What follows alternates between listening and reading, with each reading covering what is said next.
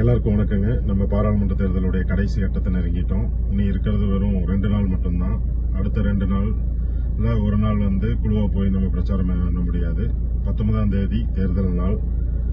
மொத்தத்துக்கு நம்ம இந்த 3 நாள் இருக்கு. 4வது நாள் நம்ம தேர்தலை சந்திக்க போறோம். கடைசியா இருக்கக்கூடிய கட்டத்துக்கு நம்ம வந்திருக்கிறோம். நான் இந்த பதிவை உங்களுக்கு ஒரு முக்கியமான குறிப்புக்காக நான் இதை பதிவிட்டு இருக்கிறேன். ஒன்றும் இல்லை, கடைசி 2 நாளா நான் இந்த தேர்தல் களத்தில் சந்திச்ச ஒரு சில அனுபவத்தை உங்ககிட்ட நான் பதிவிடணும் அப்படிங்கறதுக்காக தான் இந்த வீடியோவை போறேன். இந்த 2 நாளுக்கு முன்னாடி வரைக்குமே நம்ம கேட்டது எல்லாமே கோவை பாராளுமன்றத்தில் நம்ம வேட்பாளர் அண்ணாமலையான ஜெயிப்பாரு, இல்ல 2வது இடத்துக்கு வருவாரு அப்படிங்கிற மாதிரி ஒரு சில மாறுபட்ட கருத்துக்கள் எல்லாருமே அவங்களுடைய கருத்துக்களை தெரிவிச்சிருப்பாங்க. இந்த 2 நாளா நான் தேர்தல் பணியும் போது நான் சந்திச்ச மாற்றுக் கட்சி தோழர்கள் மற்றும் சில இருக்கிறவங்க எல்லாருமே ஒரு வேற மாதிரியான ஒரு கருத்தை முன்வைக்கிறாங்க.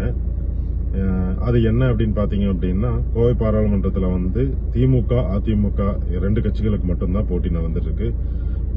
பாஜக இந்த தேர்தல் களத்திலேயே இல்ல, 3வது இடத்துல இருக்கு, நீங்க தேர்தல் களத்துல இல்ல அப்படிங்கிற மாதிரி ஒரு சில முரணான கருத்துக்களை நம்மளுக்கு முன்னாடி சொல்லுவாங்க, பேசுறாங்க. இது என்ன அப்படின்னா, நீங்க இதை பெருசா எடுத்துக்க வேண்டியது கிடையாது. காரணம் என்ன அப்படின்னா, தேர்தல் களத்துல கடைசி நாள் வரைக்கும் நம்மளுடைய வேலை வாக்காளர்களை சந்திச்சு வாக்குகளை சேகரிக்கிறது மட்டும்தான். மற்றவங்களுடைய கருத்துக்களை எக்காரணத்தை கொண்டு நம்ம பெருசா எடுத்துக்க வேண்டியதில்லை. நான் என்னுடைய நண்பர்கள் மற்றும் தெரிஞ்சவங்ககிட்ட பேசிட்டு இருக்கும்போது இது மாதிரியான கருத்துக்கள் நிறைய இடத்துல பேசிட்டு இருக்காங்க. குறிப்பா மாற்று கட்சியினர் இதை ஒரு பெரிய கருத்தா முன்னிச்சிட்டு இருக்காங்க அப்படின்னு சொல்லிட்டு தான் தகவல் வருது. இது ஒரு திட்டமிட்டு அவங்களே நம்மளை ஸ்லோ பண்றதுக்காக, நம்மளுடைய வேலையை கம்மி பண்றதுக்காக அவங்க சொல்லக்கூடிய கருத்துக்களா தான் இருக்கும் அப்படிங்கிற பார்வையில தான் நான் பாக்குறேன் இதைய. அதனால நீங்க எக்காரணத்தை கொண்டு மற்றவங்க என்ன சொன்னாலும், என்ன கருத்துக்கள் அவங்க சொன்னாலும் அதை நீங்க பெருசா பொருட்படுத்தாம நம்ம களப்பணியை மட்டும் இனியும் வேகமா நம்ம செய்யணும் அப்படிங்கறத மட்டும் நான் உங்களை கேட்டுக்கிறேன். இவங்க இப்படி சொல்றதுலயே நம்ம சரியான பாதையில நம்ம களப்பணி செஞ்சிருக்கிறோம், நல்லா மடி ஃபாஸ்டா வேலை செஞ்சுட்டு இருக்கோம் அப்படிங்கறது புரியுது.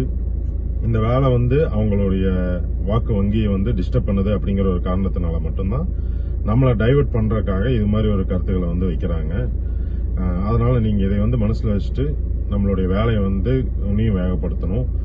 மெயினா நான் ஒண்ணு சொல்றது என்ன அப்படின்னா, இந்த 2 நாள் 3 நாள்ல களப்பணி ஆற்றுறதை தாண்டி 19ஆம் தேதி சாயங்காலம் 6 மணிக்கு நம்மளுடைய பூத்தில் இருக்க கடைசி வாக்காளரை நீங்க ஓட்டு போட வைக்கிற வரைக்கும் உங்களுடைய பணி முடிய போறது கிடையாது.